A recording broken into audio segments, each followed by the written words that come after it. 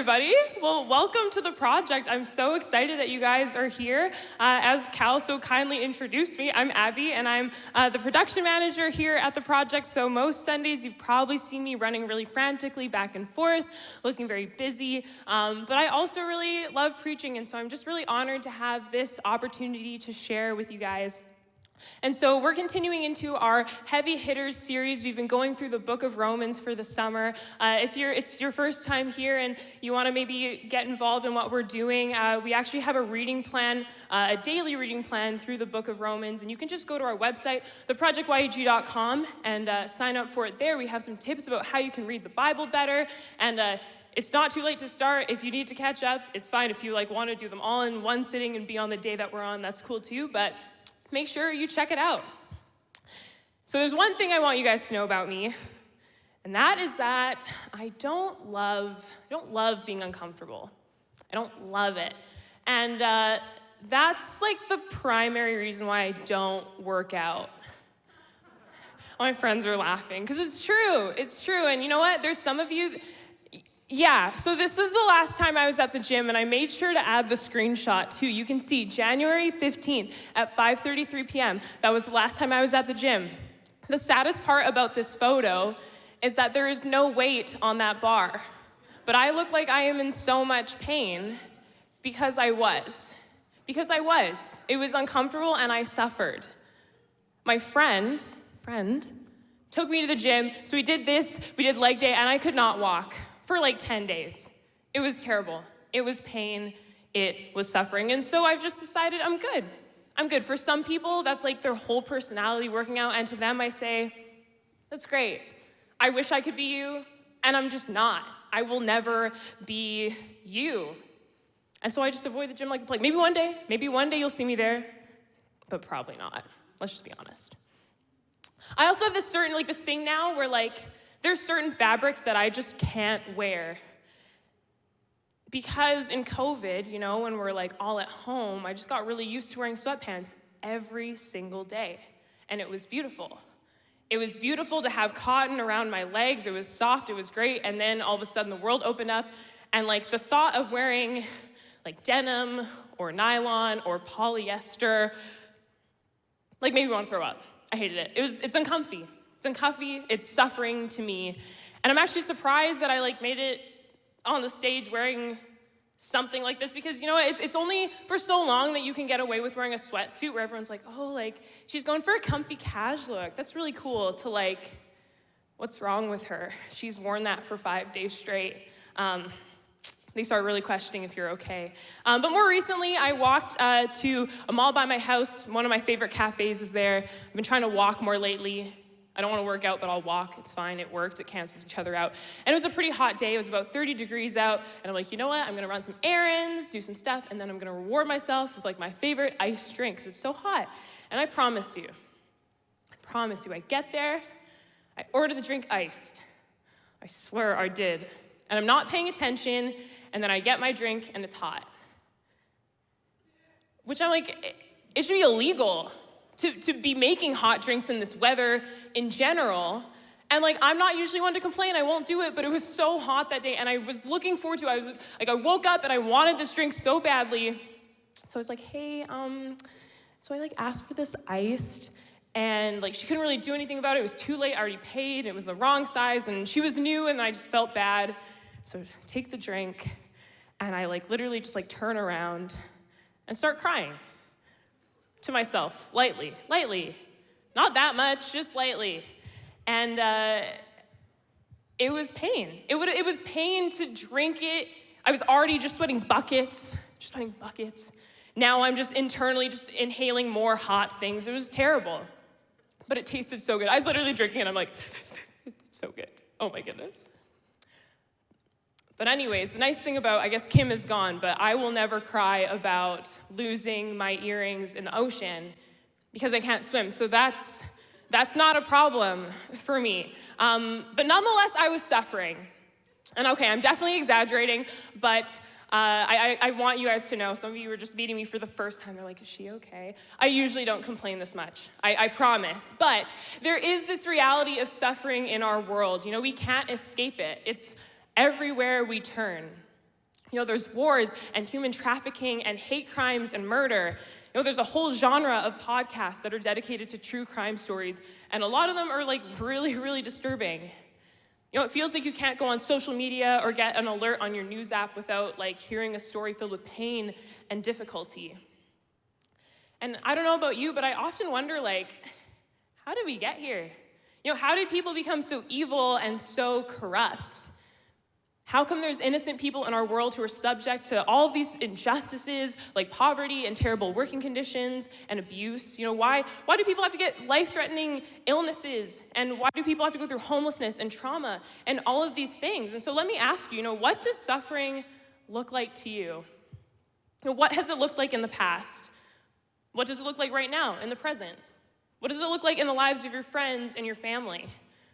And just in the world around you in general?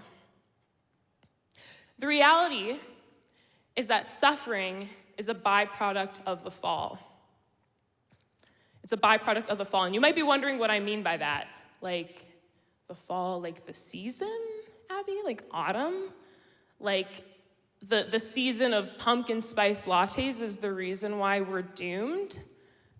No. But it's close. It's close.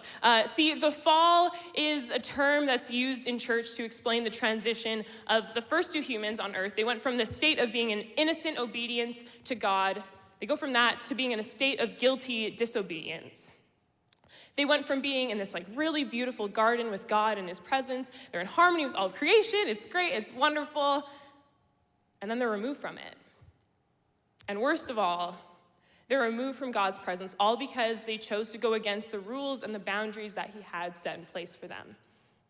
And so if you were here a couple weeks ago, you may remember Jeff talking about how sin entered the world through the first man. His name is Adam. And as a result, all of humanity, all of us for generations, we've lived in the struggle of constantly missing the mark, constantly sinning. And because of sin, we suffer. Think about a CEO who is led by greed. Those under him, they have to navigate like trying to live without having a livable wage. Or a person that incites violence at a school or at a church. You see how like that leaves families and friends and communities just absolutely devastated. Or when someone like cheats on their spouse or their partner and that person is left feeling betrayed and so hurt, and then a whole family is just left in pain. Because of sin, we suffer. And so the book that this series is based out of, like I said before, it's the book of Romans. And so it's in the New Testament of the Bible. And so there's this guy named Paul, and he's a pastor. So he wrote a letter to the Church of Rome, which at the time was the cultural center of the world. They're super modern and advanced. And so in this book, in this letter, Paul does a great job of outlining the whole story of like how humans were separated from God, and then how Jesus came to repair that broken relationship between God and humanity. And so in chapter 8, Paul shares this great news saying that those who have chosen to live a Jesus-based lifestyle, they're freed from the consequences of sin, which is ultimately death. So they're free from that, and that's great. They're not enslaved to this reality anymore. And then he continues in verses 15 to 25 by saying this. It should come up on the screen here. So you have not received a spirit that makes you fearful slaves. Instead, you've received God's Spirit when he adopted you as his own children. Now we call him Abba, Father. And so Abba is Hebrew for the word Father. For his Spirit joins with our spirit to affirm that we are God's children. And since we are his children, we are his heirs. In fact, together with Christ, we are heirs of God's glory. But if we are to share in his glory, we must also share in his suffering. Yet what we suffer now is nothing compared to the glory that he will reveal to us later. For all creation is waiting eagerly for that future day when God will reveal who his children really are. Against its will, all creation was subjected to God's curse. But with eager hope, the creation looks forward to the day when it will join God's children in glorious freedom from death and decay. For we know that all creation has been groaning as in the pains of childbirth right up to the present time. And we believers also groan, even though we have the Holy Spirit within us as a foretaste of future glory. For we long for our bodies to be released from sin and suffering. We too wait with eager hope for the day when God will give us our full rights as his adopted children, including the new bodies he has promised us. We were given this hope when we were saved. If we already have something, we don't need to hope for it. But if we look forward to something we don't yet have, we must wait patiently and confidently. Now, something I love about this passage is this whole idea of the goodness that is to come in a future with God. You know, in the here and now, he made the choice to adopt us as his own, and that's so great. And in this, we get to be in this future of a part of his glory, you know, meaning that we get to be a part of his splendor and power and magnificence. We get to be free from death and suffering and pain and sin. Even the new bodies seem like a pretty sweet deal. And I hope my arms are more toned in said body, because I will not be doing anything on this earth to achieve that. And I wouldn't mind if I was a little taller too. I'm just saying. You know, it says we don't have to be fearful because God is with us.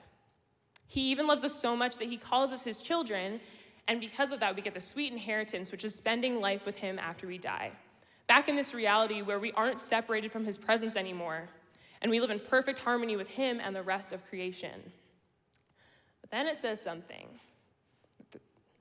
It's a hard pill for me to swallow. This is what Paul says. He says that if we are to share in his glory, we also need to share in his suffering. Now, I don't know if you've been listening for the past minutes, but I've made it very clear that I don't like to suffer.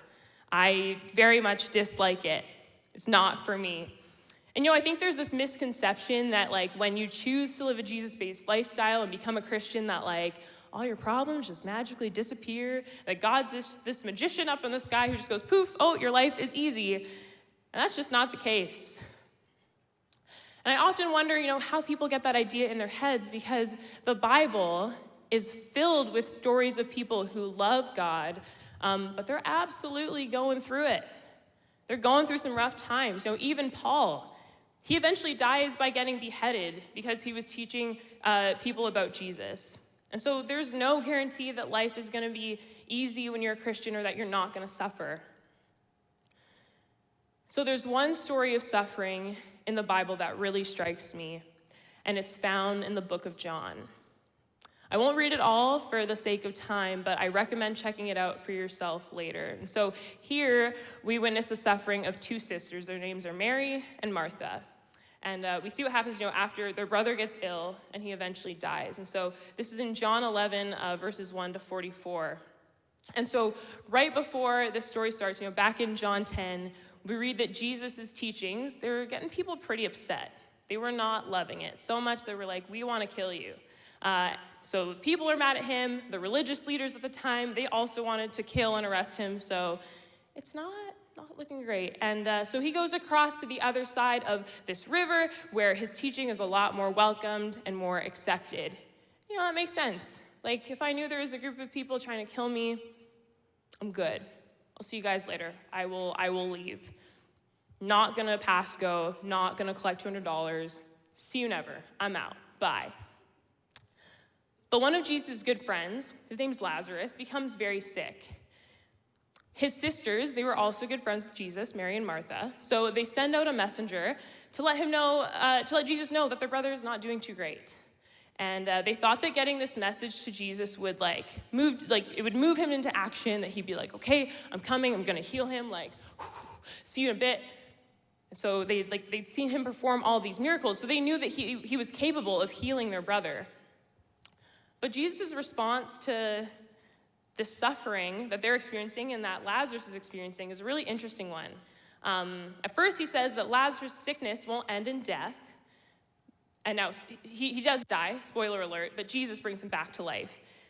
And it was going to happen in this way for the glory of God. So in other words, God's power would be made known, and would be magnified, and it would be, through this miraculous healing of bringing this guy who was dead back to life. But there's an emphasis here on the word eventually. Dude kind of takes his time. And so in verses 5 and 6, it honestly gets me. You know, there's one translation and it says this: Jesus loved Martha and her sister and Lazarus. Aw. So when he heard Lazarus was ill, he stayed 2 days longer in the place where he was. Like, why aren't you running? Why aren't you running? If you told me right now that my best friend is on her deathbed, I love you guys so much. Like, have a great Sunday. Worship team, come up. I'm gone. I'm leaving. I'm out. But we can think about it in a different light. He cared enough and was so in control that he didn't need to rush. He didn't need to rush this process. And even though he knew exactly how this situation was going to unfold, he knew that he would heal Lazarus and it would all work out. And, the whole community and the sisters, they didn't really understand what was going to happen and how it would play out. And so it actually ends up being like a huge test of their faith and their trust in Jesus. And so by the time Jesus gets there to see Lazarus, it's been 4 days. He's been dead for 4 days. It's a long time. And in Jewish culture, they believe that after the fourth day, that was when your spirit left your body and someone could no longer be healed. They could no longer be brought back to life. So for them, it was like, okay, like, this is final.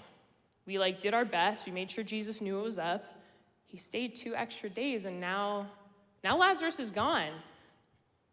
And now they're in this state of grief and mourning where they just really believed that Jesus was going to come through in the way that they hoped, and he didn't. And so both sisters, they expressed their grief in different ways. And Lazarus' sister Mary, she cries at Jesus' feet. She's like, if you would have come sooner, my brother would have been healed. And so in this story, it's actually the shortest verse in the Bible. It's 2 words. Jesus wept. It's easy to remember. John 11:35, Jesus wept. Someone asks you what your favorite verse is. It's easy. Jesus? Okay, cool. 4 of you know it. Great. Cool. But Jesus wept. And there's actually so much significance in that he felt this woman's grief, even though he already knew that he was going to heal this guy. It was all going to be okay. But he felt her brokenness. He was troubled in his own spirit, seeing her crying and grieving. And so instead of being like, lady, chill, I'm going to bring him back to life. Like, why don't you trust me? He's in that grief with her. He meets her in that pain and suffering and cries with her too. And then the cool part happens. After 4 days where it just felt so final, like this is it, this is done culturally, we're like, it's over, nothing can happen.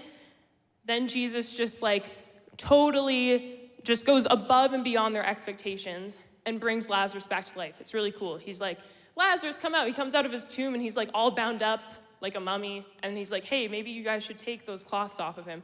And it's this really cool story. And they get to experience God's glory through it. The seemingly impossible took place.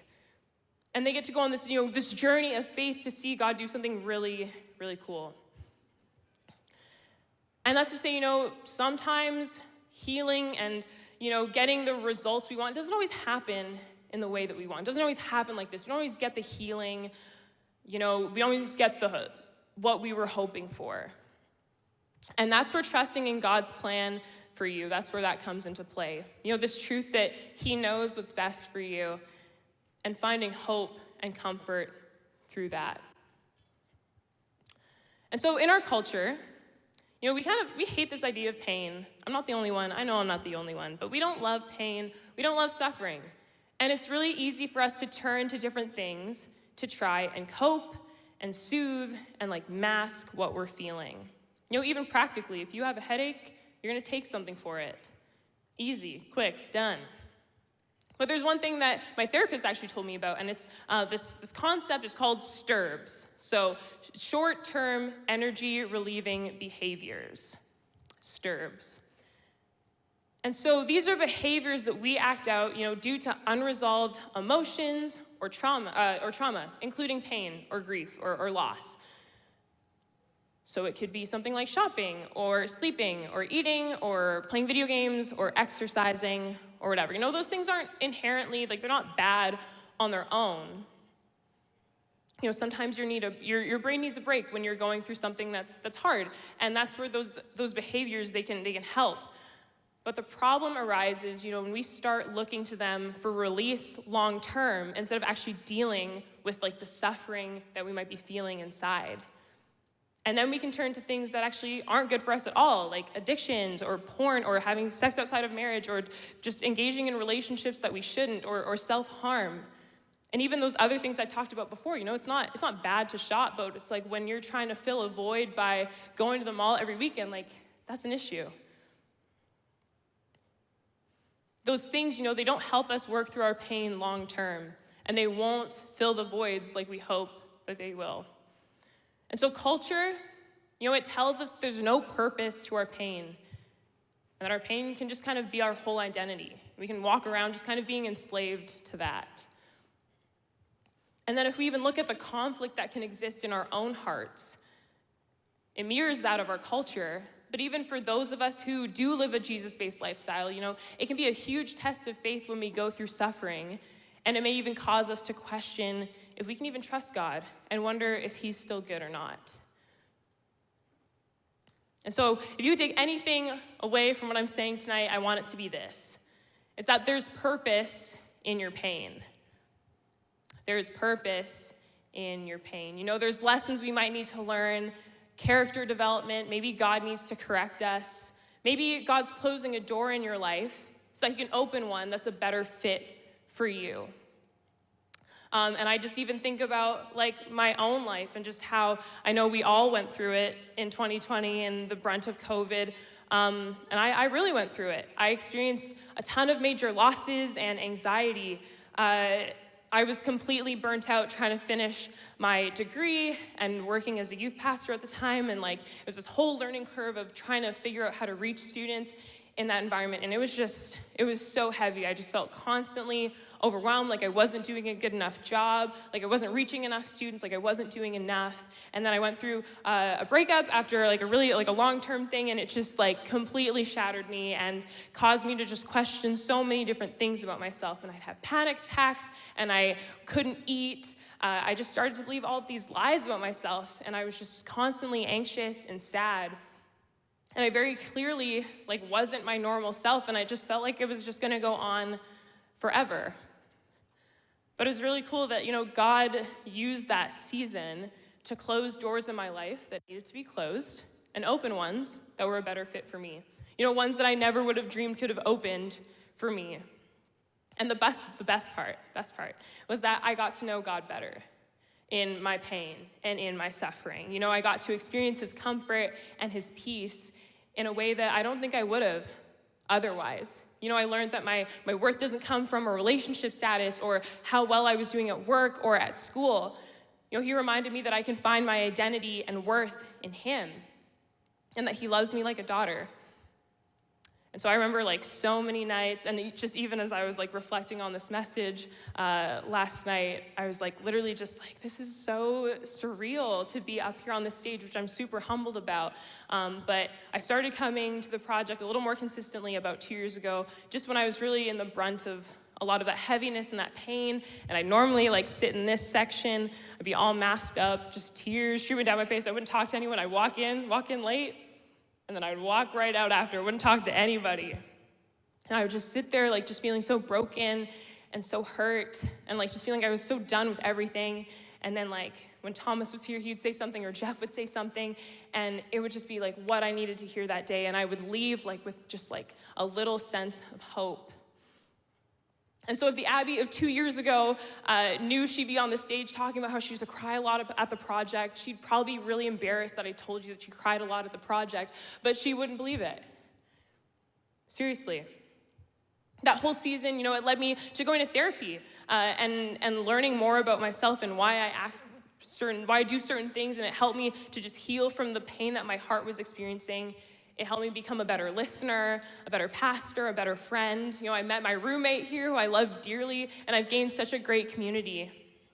And I don't think that would have happened had all that garbage not taken place in my life, And I ended up making this crazy decision, half a year ago, that I wanted to go back to school, and then I ended up just landing here and working here. And again, none of that, I don't think it would have happened if I didn't go through all that pain.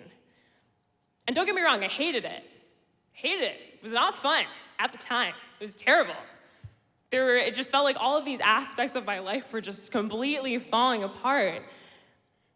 But I'm so grateful for it, and I would never take it back, like not for a second. Not just for all of like the cool things that happened and the people that I met and the opportunities that like came about, but most importantly, because it helped me grow in my relationship with God and my understanding of who he is. You know, that he's a loving father, that he cries with me when I cry, that he's there and that he listens. And so I just want to encourage you that, you know, our suffering, it doesn't compare to what's to come. You know, being brought back to this place with like the first two humans back in the very beginning of time, you know, where they're in harmony with God and creation, and that's restored and repaired.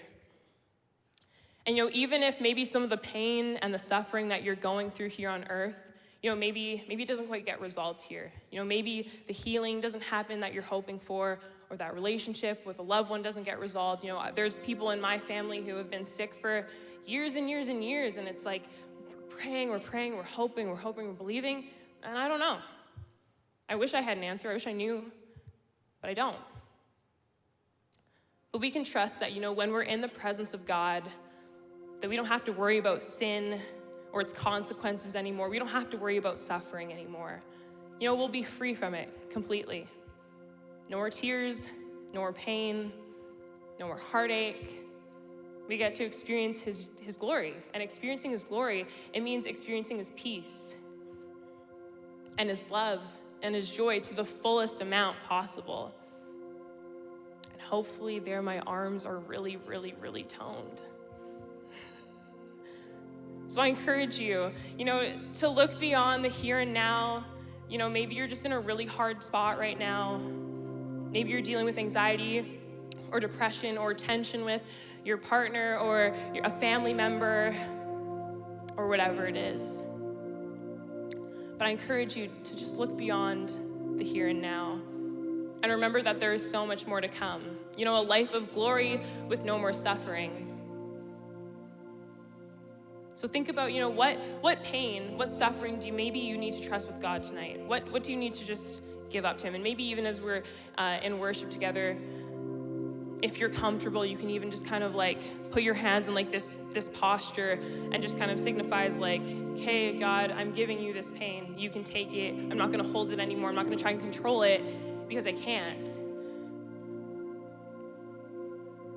And even in those spots where we're feeling suffering and pain and when life is really hard, know that God is with you. You know that your feelings are valid, that he's not going to judge you for feeling the way that you're feeling. He's actually in that place with you, you know, just like this sister who was crying at the feet of Jesus, being like, why didn't you heal my brother?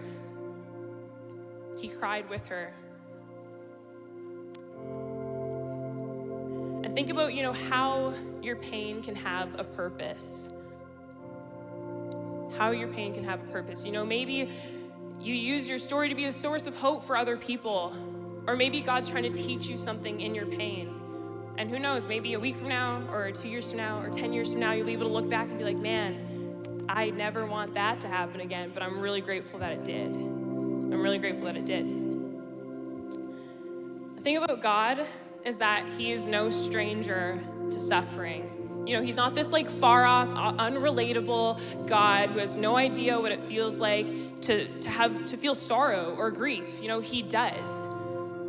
Because the only way for that separation that I talked about at the beginning, the only way for that separation to be removed, to be resolved, to be fixed, it was through God coming down to earth and paying the price for humanity's mistakes.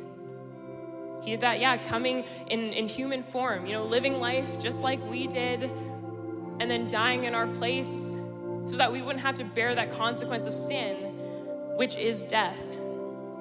He did that for us, and he felt pain in that. He felt pain when Lazarus' sister was crying at his feet. And he feels your pain. He feels your pain too. And so I hope you find comfort in that. You know, would you find peace in knowing that God has so much more for you, so much more in store than what you're feeling or going through right now? You know, and he's gonna carry you through it, and you'll see the results of that, whether it's here on earth or maybe in heaven with him. Trusting him with your situation, it's so worth it. It truly is. And so I'm going to invite you to stand with us as we enter into this time of worship. And yeah, maybe you're here and you find yourself in like that really low point. Like you're not really sure like what to live for anymore. The pain is just too much to bear. You don't know where to turn.